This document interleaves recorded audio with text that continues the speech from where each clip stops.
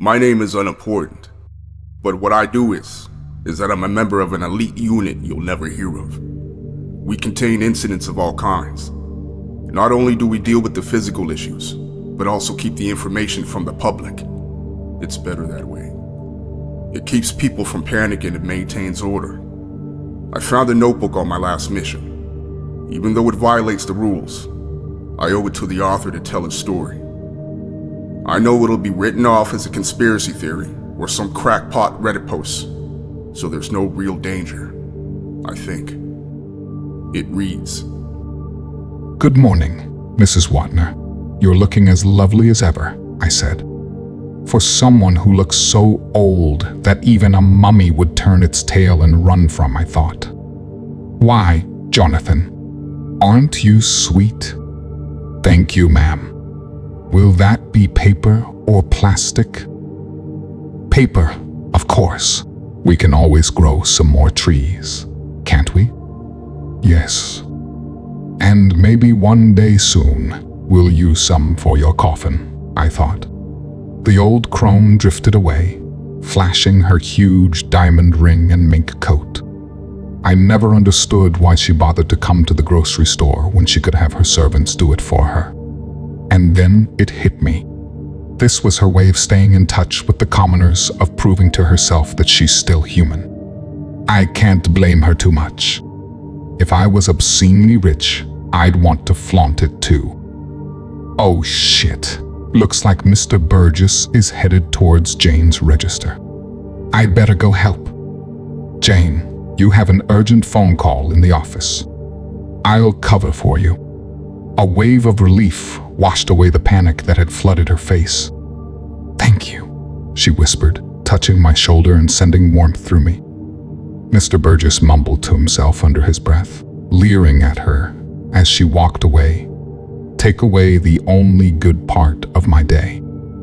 "Good morning, Mr. Burgess. Are you having a party?" I asked, as a dozen of cans of Sterno rolled down the belt, followed by 10 boxes of matches and 5 cases of bottled water. "Never mind what I'm doing," he growled. I struggled to stay upright from the stench of alcohol that wafted from his mouth. "Yes, sir. That'll be $157.32. He grumbled something that I couldn't make out as his gnarled fingers reached into his pocket and pulled out 2 brand new $100 bills. I handed back his change and said, "You have a nice day now." He shot me a look of scorn, mixed with pity, that I would expect to see a hunter give to wounded prey. "Whatever," is all he said as he scuttled out through the door. As I watched him go with the same look of scorn and pity, a man stumbled in the door. He wasn't remarkable in any way, but something told me to keep an eye on him. He was of average height and size, but he shuffled instead of walking. The look in his eyes was vacant, as if the lights were on, but no one was home. He shuffled past me just as Jane returned to her register. She shot me a look of gratitude with just a hint of affection, but I was too focused to acknowledge it. As if mesmerized, I drifted behind him, trying to remain inconspicuous as he slowly made his way to the pharmacy section. I turned the corner, and there he stood, swaying back and forth, as though driven by a non-existent breeze. I approached him and said, "Can I help you?" As he turned toward me, I could see scratches on his neck and a hint of dried blood under his jacket. He stared at me with those empty eyes. Instinctively, my hand slipped behind my back and grasped the handle of the knife I carried with me for just such an occasion. I set my feet and prepared for him to lunge at me. This is it, I thought. 12 years of working in this menial job have finally paid off. I'm in the right place, at the right time to stop the outbreak. I just need to be sure, or I'll spend the next 20 years somewhere much worse. I pulled the knife out, just an inch, when he cleared his throat. "I'm sorry, it's my wife. She isn't feeling well." I slid the knife back into its sheath and said, "I'm sorry to hear that."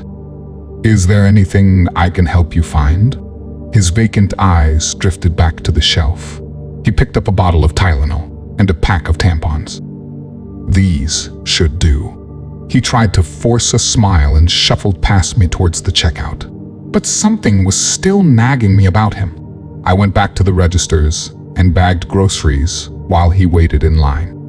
When he shuffled through the front door, I mumbled something about needing carts and followed him outside. He had parked at the far edge of the lot, but even partway there, I could see the car he was heading for was rocking back and forth and sounded like someone was pounding from inside.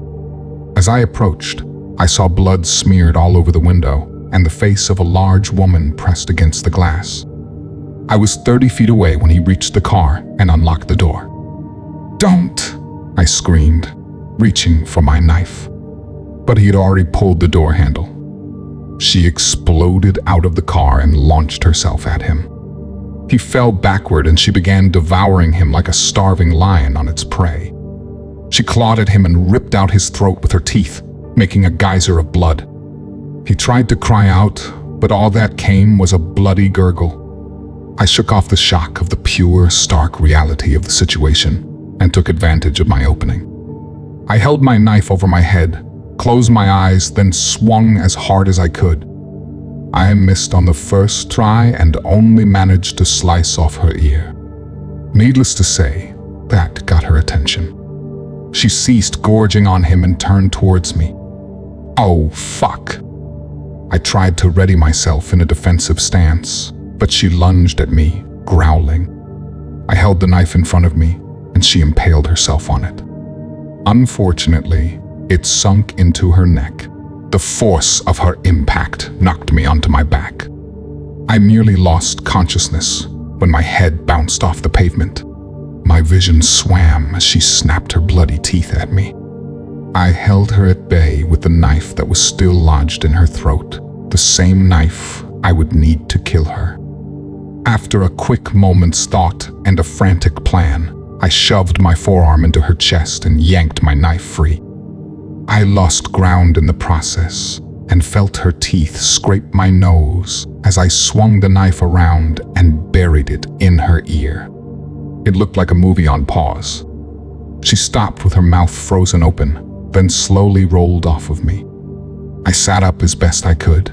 I stared down at her, pulled my knife out. Her husband began to twitch and rise up, so I shoved the knife through his right ear into his brain just before he turned. "Freeze!" came a yell from behind me. I turned to see 3 police cars with lights flashing. 6 officers all pointed their guns at me. "Drop the knife, get on your knees, and lace your fingers behind your head," the officer said. "Are you kidding me? I just saved everyone," I said, incredulous. "Do it now, or we will shoot you." My knife clattered to the ground, and I did as I was told. In a heartbeat, I was cuffed and stuffed, riding towards the station. "Third-degree murder? Are you nuts?" I yelled at the attorney seated across the table from me. "That's the best I can do. You brutally murdered 2 people in broad daylight in front of dozens of witnesses. They weren't people anymore. Let me guess. You thought they were zombies?" "Yes, I did, and they were." He threw his papers into his briefcase and started toward the door. "I'll register an insanity plea if you want me to." "I'm not insane. You have to listen to me. We can stop it. Find out who those people were and where they came from. The police in that town need to be alerted." He paused and rolled his eyes. "I already know who they were and where they're from. Michael and Sarah Weston. They lived right here in Frost Creek. They both worked at the hospital. She was a nurse, and he worked in maintenance." I slumped in my chair. "It's over. There's no way I can stop it if it started in town." The guards took me back to my cell, where I sat in quiet desperation trying to decide what to do next. I took the tablet and pencil that I'd been given when I was booked in and started writing this as a bit of history. Right now, It's just so I can keep the events straight in my own head. I'll call it Dear John, a letter to the undead. By the time I'm done writing this, there won't be anyone left alive to read it. It only started yesterday, when my life was still uncomplicated and boring. When I was done writing, my wrist hurt. Logging down the demise of humanity will do that. I tried to warn the officers when they would pass my cell and at mealtimes. It became a litany. Is there anything strange going on in town? Do you have enough food, water, and ammo at home? Is your family someplace where you can protect them? My concern was met with scorn and even alarm. I guess they felt threatened by my questions. I don't know why. After a while, the officers came through less and less. That was when it happened. My cell window looked out towards the truck stop. I was laying in my bunk when I felt as much as heard the explosion. I jumped up and stared in shock at the tanker truck that was in flames, sending black smoke pouring into the air. 5 minutes passed, then 10, and still no fire trucks had arrived. With little wind, the smoke had settled at street level, making visibility near zero. An hour later, the wind picked up and blew away the haze just enough to see the sun riding low on the horizon. That's when I saw them. They were shambling through the haze. Unfocused, with no direction, they just came. I watched with a helpless detachment, knowing that there was nothing I could do about it. I heard the first gunshots minutes later. They shambled into the cell block 2 and 3 at a time. It didn't take long for them to smell fresh meat. They surrounded my cell, reaching through the bars like groupies at a rock concert. Thank God there's a wall behind me. I listened in hopeless fascination as the inmate in the cell next to me got too close to the bars and was torn apart. So here I sit. The putrid scent of death and decay is overwhelming, but no more than the knowledge that I could have stopped this, or at least warned people if I hadn't been arrested. The least I can do is write this letter to whoever might be left alive to read it, so that they might know how things began and it might help them in some small way. Day 2, I can honestly say that this is the first time I've ever even entertained the thought of drinking out of a toilet. Thirst is driving me mad though, and the sink is unfortunately located right next to the bars. My guests have not gotten bored and moved on like I thought they would. If anything, they seem to have doubled in numbers. On the plus side, all the growling and jostling kept me awake so that I wouldn't have to worry about being grabbed in my sleep. Now I can be sure I'll be awake and alert so that I feel every set of teeth as I'm slowly devoured. It's always good to think positively. One of the deputies has made his way to the front of the cell. The keys to the cells dangle tantalizingly from his belt. I'm hypnotized by them. I could go insane just thinking about the possibilities. But the fact of the matter is, I know I would be dead before I shoved the key in the lock. It does make me smile, though knowing that the walking dead are too brainless to realize that they literally hold the key to my demise. Day 3, I did it. I'm not proud of it, but the overwhelming thirst drove me to it. Unfortunately, there's not much left in the bowl. I flushed to see if the water level would rise again, but it didn't. I've kept the bowl clear of contaminants though. I have taken some small measure of revenge against my future killers by relieving myself on their bloodied clothes. I've become a fairly accurate shot too. I stand just out of reach and then fire away. They do draw back from it, but I don't know why. I'm sure it doesn't even register in their dead brains. It's still strange though. The ones that I hit don't return.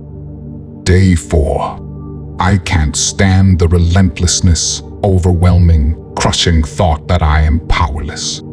That at some point I will succumb. I'm going to try to grab the keys. I don't know what I'll do from there, but it's clear that help isn't coming. If I want to survive, I'll have to do it on my own. Day 5. This will be my last entry. I can't believe what a fool I was. Even though I was able to grab the keys, I paid for it dearly. 2 of them got a hold of my arm and bit right through it. I wrenched away with all my strength, screaming in sheer agony as my injured arm ripped away from my body, leaving them with a snack and me with a bloody stump. I'm bleeding out as I write this. I haven't even tried to stop it. I'd rather die this way than be ripped to pieces by these creatures. At least it's on my terms and not theirs. If someone finds this, I hope that something in these pages will be of some help. I only wish it could be more. Maybe, by keeping these creatures distracted here, someone else will have a fighting chance to escape. I hope so. Goodbye. I destroyed the notebook. Standard procedure. Contain the threat. Contain the information. That's what we do. It was a big deal locally, but we were able to keep it on the national news. We told the public that there was a toxic gas leak that made people sick, but it was being contained. The explosion at the gas station was covered as a random accident. It did help us with the cleanup though. Nothing like a giant fire to throw all the undead bodies in. I salute this unfortunate soul for his brave sacrifice. I just wish we'd been there sooner. We might have been able to save him. If you enjoyed this video, don't forget to like and subscribe to Descent into the Unknown for more terrifying stories.